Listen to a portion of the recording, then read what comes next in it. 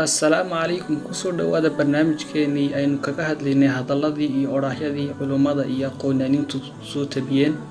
Waxaynu kusoo qaadan doonaa barnaamijkeenan maanta 5 odhaahyo oo kala duwan.